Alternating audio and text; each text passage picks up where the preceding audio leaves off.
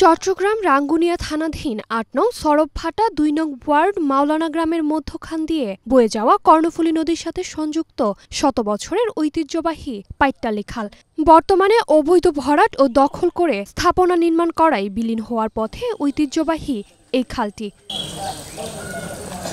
খালটির সর্বত্রই চলছে দখলের মহোৎসব।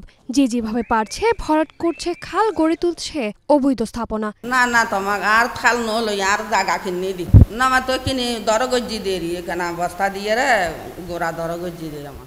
ভরাটের ফলে খালটির পানির স্বাভাবিক প্রবাহ বন্ধ হয়ে হালকা বৃষ্টি ও জোয়ারের পানিতেই প্লাবিত হয় পথঘাট। এতে চরম দুর্ভোগে মাওলানা গ্রামের অন্তত ৪ থেকে ৫ হাজার বাসিন্দা। শুধু তাই নয়, গ্রীষ্মকালে সেচের অভাবে ব্যাহত হচ্ছে ফসল উৎপাদন। ওই বিল্ডিং ভবন করার কারণে পানি যখন বন্ধ হয়ে গেছে, বর্ষাকাল আসলে এটার সড়কটা বন্ধ হয়ে গেছে এবং ভাঙে গেছে। খালটা আমাদেরকে পুনরায় আগের মতো ফিরিয়ে দেয়, এটা আমাদের আকুল আবেদন। রাঙ্গুনিয়া উপজেলা সহকারী কমিশনার মারজান হোসেন জানান, খাল দখলের বিষয়ে অভিযোগ পেলেই ব্যবস্থা নেওয়া হবে। কিন্তু যদি খাল দখলের ব্যাপার হয়ে থাকে এবং যদি ২-২.৫ বছর আগে এই বিল্ডিংগুলো নির্মাণ হয়ে থাকে, সেক্ষেত্রে এটা আমাদের যদি খাস জমি হয়, আমরা এখান থেকে স্পেসিফিকভাবে তদন্ত দিয়ে আমরা আমরা এটা উচ্ছেদের জন্য লিখব ডিসি স্যার বরাবর। ডিসি স্যার এর পরবর্তীতে যদি ম্যাজিস্ট্রেট নিয়োগের প্রয়োজন মনে করেন, স্যার নিয়োগ করলে আমাদের এখানে উচ্ছেদের অর্ডার দিলে আমরা উচ্ছেদ করব।